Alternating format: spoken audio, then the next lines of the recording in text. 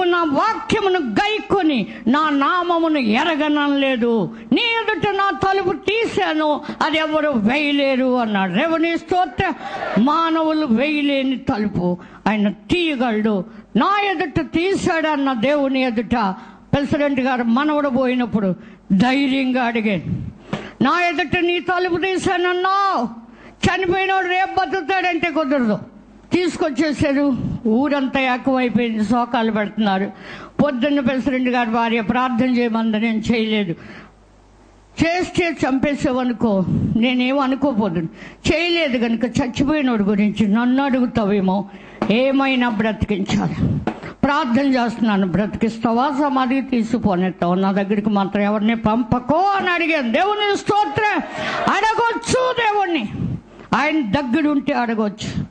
ఆయన దూరంగా ఉంటే నువ్వు గర్విష్ఠురాలు అయితే దూరంగా ఉంటాడు. వినయముగా నీవు దేవునిలో ఉంటే దేవుడు నీలోను నీతోనూ ఉంటాడు. దేవుని స్తోత్రం. యోహాను సువార్త 14వ అధ్యాయం అంతా చదివితే ఆయన మనతో ఉండేవాడు, మనలో ఉండేవాడు. దేవుని స్తోత్రం. నీ ఎదుట నా తలుపు తీశానన్నావు, చంటి కొడుకును బ్రతికిస్తావా అని అడిగినప్పుడు కొండ మీద పట్టణం మరుగయ్యండని అన్నాడు. అయితే వాళ్ళు వస్తారు, వెలుగు కదా మేము లోకానికి కదా, వాళ్ళు వస్తారు, నేను బతుకుతాడంటాను, నువ్వు బతికించాలి సుమా, ఇంక మళ్ళీ రెండోసారి అడుగుతాక నాకు టైం లేదన్నాను. ఆవిడ వచ్చి ఏడుస్తుంది, ఆవిడతో కూడా వెళ్ళాను. ఒకే ప్రార్థనకి చనిపోయినాడు, బ్రతికాడు. దేవుని స్తోత్రం. ఆకాశం భూమి తెరవబడే అద్భుతాలు దేవుడు చేయగలడు. నిజముగా పేతురు మిద్దెక్కినప్పుడు ఆకాశం తెరవబడింది. దేవుని స్తోత్రం. ప్రభు అయిన క్రీస్తు యోర్దాను నదిలో యోహానుతో బాప్తిసం పొందటానికి వచ్చినప్పుడు ఆకాశం తెరవబడి పరిశుద్ధాత్మ పావురాకారముగా యేసులోకి దిగి వచ్చింది. నీకు నాకు పరిశుద్ధాత్మ ఇవ్వాలి అంటే పరలోకమే తెరవబడాలి. దేవుని స్తోత్రం. చెల్లమ్మ గారు మనవడు నా చేతిలో బ్రతకటానికి ఆకాశం తెరవబడి దిగి వచ్చిన అగ్ని ఆ బిడ్డను బ్రతికించింది. దేవుని స్తోత్రం. దేవుడు దహించు అగ్ని, కాల్చే అగ్ని కాదు, మాట్లాడేవాడు. అగ్ని కనబడింది మోషే కాలంలో. ఏంటి ఆ వింత అని చూడటానికి వెళ్తే పొద కాలిపోలేదేంటి, మండుతుంది అగ్ని. ఇందాక నేను చూస్తున్నాను అన్నాడు. ఆకర్షించుకుంటానికి మండే అగ్ని. దేవుని స్తోత్ర. నా ఇంటిలో నా ఇష్టంగా నా పూజలు, నా పునస్కారాలు, నా వ్యతిరేకత, చిమ్మెలు గుమ్మించటం, పుట్టలోపాలయటం, ఇవన్నీ అణిచివేయటానికి దేవుడు అగ్ని కనబడి నన్ను ఆకర్షించుకుంది. దేవుని స్తోత్ర. ఆ అగ్ని ఇవాళ నేడు కూడా నాలో ఉండి నన్ను నడిపించే. దేవుని స్తోత్ర. నా సేవకులు అగ్ని జ్వాలలు, అగ్ని ఆయన, దానికి వెలుగుగా మేము మీకు కనబడతాం. దేవుని స్తోత్ర. పౌరుషం కలిగి ప్రభుతో సహవాసం కలిగి ఉంటే చక్కటి పాటలు పాడతాం. మన జీవితంలో మంచి పంట పండినప్పుడంట వెనక రేడియోలో వినపడే కూని రాగాలు తీసేవాడు. ఏంటి ఆ కూని రాగాలంటే మా పంట ఎలా ఉందో చూడండి. దేవుని స్తోత్రం. మన కుటుంబం ఆశీర్వదింపబడినప్పుడు, మనం ప్రార్థిస్తే దేవుడు సహాయం చేస్తున్నప్పుడు, మన ద్వారా అద్భుత కార్యాలు చేస్తున్నప్పుడు, మనం చూసిన అద్భుతాలను బట్టి, దేవుడు మన ప్రార్థన వినిన దాన్ని బట్టి హృదయానందముతో ఆయన సేవకులు కేకలు వేస్తారు. దేవుని స్తోత్ర. ఎందుకో తెలుసా, వాళ్ళ కళ్ళు అన్ని ప్రకాశించాలి. నష్టపోకూడదంట ఆయన ప్రార్థన చేసిన ఆహారం పాని. ఆయనకి ఇచ్చేడేమో 5 రొట్లు, ఆ పిల్లవాడే ఈ 12 గంపలు 12 మంది నెత్తి మీద పెట్టి మోసుకెళ్తాడు. కృప ఎవరికి ఇవ్వాలనుకుంటాడు వాళ్ళ హృదయాలే తెరవబడతాయి. ఇయ్యుడి మీకు ఇవ్వబడతాయి. దేవుని స్తోత్ర. అది ఇస్తానని పట్టుకొచ్చాడా, మూట కట్టాలి, అమ్మిచ్చిందేమో. ఏడా అరణ్యంలోకి అందరూ వెళ్తావా అని యేసు మాటలేంటి, ఈ ఆకలైపోయింది. దేవుని స్తోత్ర. ఆ మూటే ఇప్పలేదు. కొందరికి ఆకలి ఎత్తా ఉంటే కథ తింటా ఉంటున్నారు. ఈ ఎంగిలి ఎందుకులే, 2 అట్లు ఏం సరిపోతాయి, 5 అట్లు ఏం సరిపోతాయి, 5 రొట్లు ఏం సరిపోతాయి అని ఎవరు ఇవ్వలేదు. వీడు మాత్రం మూటే ఇప్పలేదు కనుక మూట బలంగా శిష్యుల దగ్గర తీసుకొచ్చాడు. దేవుని స్తోత్రం. ఎవరి హృదయం యేసు మాటలు విని నిండిపోయి ఉంటుందో వారు యేసు కొరకు ప్రత్యేకమైన త్యాగాన్ని చేయగలరు. దేవుని స్తోత్రం. ఆ చిన్నపిల్లవాడు ఆకలి లేదు, వాడు తినవలసిన 5 రొట్లు వచ్చినాయి. యేసు మహిమగల చేతిలోకి రావటమే కాక 5,000 మంది తిని తృప్తి పొందటమే కాక 12 గంపల్లో నిండి అంతగా ప్రబలిని. దేవుని స్తోత్ర. ఎక్కడో పరలోకంగా లేదు, అక్కడే పరలోకాన్ని చూపించాడు యేసు ప్రభు. దేవుని స్తోత్ర. మీ ధనం ఎక్కడుంటుందో అక్కడే మీ హృదయం ఉంటుందన్న యేసు వారి హృదయం తెరవబడే అంతగా అద్భుతం చేశాడు. దేవుని స్తోత్ర. నిజముగా యేసు ప్రభు శిలువ దగ్గరికి యోహాను ఆయన తల్లి రావటం చూసి, అమ్మా ఇదిగో నీ కుమారుడని అదొక బాధ్యత అప్పగించాడు. అంతేకాదు శిష్యుని చూసి ఇదిగో నీ తల్లి అంటే ఆ శిష్యుడు వెంటనే అలాగంట వెయిటి ప్రభు అలా తన ఇంట చేర్చుకున్నాడట తల్లిగా. యేసు ప్రభుని కన్నాక ఇంకా ఉన్నారు కుమార్తెలు కుమారులు, కానీ తల్లి కంటే ఎక్కువగా ప్రేమించమని శిష్యుడికి చెప్తే వెంటనే లోబడి తల్లిని చేర్చుకున్నాడు. దేవుని స్తోత్ర. వాళ్ళిద్దరూ కొందరు శిష్యులు యేసు ప్రభు శిలువ దగ్గరికి వెళ్ళినట్టుగా మనం చూస్తున్నాం. పేతురు మాత్రం అక్కడ లేనే. పేతురు కూడా క్షమాపణ కావాలి. ఏం చేస్తున్నాడో ఎక్కడ దాక్కున్నాడో వాడికి కూడా తెలీదు. దేవుని స్తోత్ర. మరి నిజంగా అలాగే శిలువలో దొంగకి ఇచ్చాడు. చనిపోతూ అంటే రక్తం కారుతూ ఉండగా కూడా ఆయన కొన్ని మాటలు చెప్పాడు. 7 మాటలు అని చాలామంది వివరించుకుంటూ ఒక్కొక్క మాట ఒకళ్ళు వివరిస్తూ దేశం అంతా శుక్రవారం అంటే గుడ్ ఫ్రైడే అందరూ కూడా చెప్పుకుంటూ వింటూ ఉన్నారు. దేవుని స్తోత్ర. నిజంగా అంతేకాదు లేఖనం చెప్పినట్లుగా నేను దప్పుకుంటున్నాను అంటే చేదు చిరక ఇచ్చారు. అది కీర్తన గ్రంథంలో ఉంది. నిజంగా ఇవన్నీ లేఖన సారంగా యేసుక్రీస్తు ఈ లోకానికి ప్రవచన సారంగా వచ్చాడు. అందుకే ఆయన ప్రవచనాలు ముందు చెప్పిన యెషయా గ్రంథం పుట్టుకలో తెలిసింది. ఆయనే మళ్ళీ చెప్పాడు ఆయన పొందిన దెబ్బల ద్వారా మనకి స్వస్థత అని. అంతేకాదు ఆయన అన్యాయపు తీర్పు పొందుతాడని ముందుగానే 53వ అధ్యాయం యెషయా గ్రంథంలో ఉంది. శిలువను గురించి వివరించి చెప్పటానికి నా గుండె ఆగదు. దేవుని స్తోత్ర.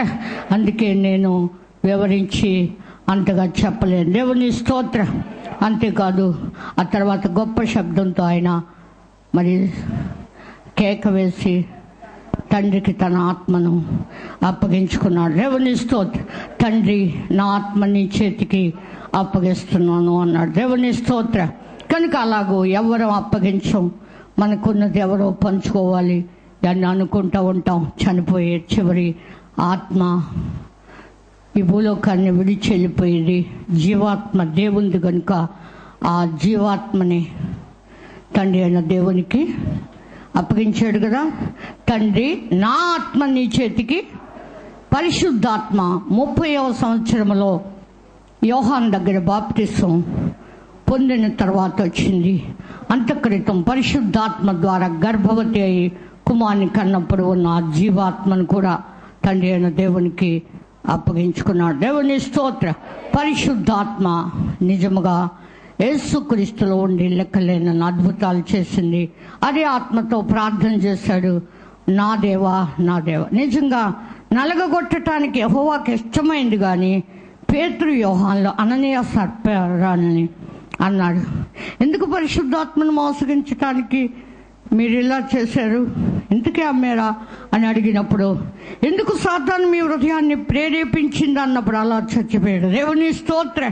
నేనే ఆయన అన్నప్పుడు కూడా నేనే అని నన్ను పట్టుకోమన్నప్పుడు నేనే అన్న మాటకి వాళ్ళందరూ బోర్ల పడ్డారు. దేవుని స్తోత్ర. కనుక నేనే అన్నప్పుడు దేవుని ఆత్మ ఉంది. దేవుడు వదిలేసిన శిలువ మీదే వాళ్ళని దూషించిన వాడిని క్షమించాడు. నిజముగా ఆయన ఆ సమయంలో వదిలేసిన మాటే నా దేవా నా దేవా అని నరుడుగా మొరపెట్టాడు. దేవుడు ఒక్కడే, దేవునికి నరులకి మధ్యవర్తి ఒక్కడ. ఆయన ఉన్నప్పుడే నేను 3వ దినాన్ని లేస్తాను అన్నాడు. ఈ ఆ వంచకుడు బ్రతికుండగా 3వ దినాన్ని లేస్తానన్నాడని సమాధికి కావలి వారిని కూడా పెట్టమని వాడు కోరాడు. నిజముగా ఎక్కడో సమాధి చేయటానికి ధనవంతుని సమాధి అరిమత్తయి యోసేపు వీళ్ళు వచ్చి తీసుకుని దేహాన్ని భద్రం చేశారు. కానీ నిజముగా వీళ్ళు వాళ్ళకి కాపలా పెట్టే వారిని కూడా సిద్ధపరచమని వాళ్ళే అడిగారు. ఆయన చనిపోయాడు, తిరిగి లేచాడని మరి మనందరం తెలుసుకుంటానికి సమాధిని కాపలా కాశారు ఆ రోజు. దేవుని స్తోత్రం. కానీ వాళ్ళు దూత వచ్చినప్పుడు బోర్లా పడ్డారట. కనుక బోర్లా పడ్డారు. కానీ ఎవరో ఎత్తుకుపోయాడని లంచం ఇచ్చి కూడా మరి చెప్పించారు. ఇవి కూడా ఈనాడు కూడా జరుగుతూ ఉన్నాయి. కానీ దేవుడు యేసుక్రీస్తుని 3వ దినాన్ని లేపాడంటానికి యేసయ్యే చనిపోయిన లాజర్ని సమాధి దగ్గరికి వెళ్ళి 4వ దినాన్ని లేపాడు. దేవుని స్తోత్రం. కుమారుడే అలా చేస్తే తండ్రి అయిన దేవుడు తన కుమారుని అలాగే దూతలను పంపించి లేపి పరలోకానికి ఎక్కిరమ్మన్నాడు. అద్భుత కార్యాలు చేసి శిష్యులతో మాట్లాడి 40 దినాలు మాట్లాడి ఆయన పరలోకానికి ఎక్కాడు. ఏ రీతిగా వెళ్ళాడు అదే రీతిగా యేసు మరలా రానే ఉన్నాడు. ఆయన కోసం కనిపెడదాం. ఆయన సిలువలో రక్తాన్ని కార్చింది ఇప్పుడు కాదు, ఎప్పుడు 2015 సంవత్సరాలు తక్కువ, అంటే 1805